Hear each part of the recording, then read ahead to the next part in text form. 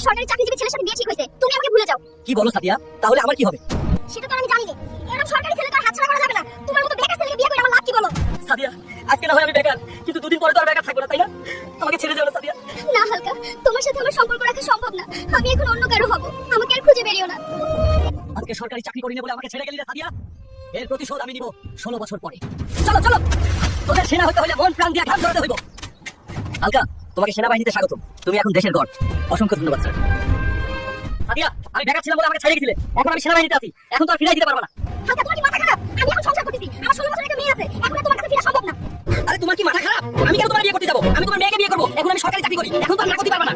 এটা তুমি কি বললে হালকা ভাই? আরে কিসের ভাই? বলো মেয়ের জামাই। এখন তুমি রাজি কিনা বলো, না হলে চললাম। কি করে? আচ্ছা দাঁড়াও হালকা ভাই।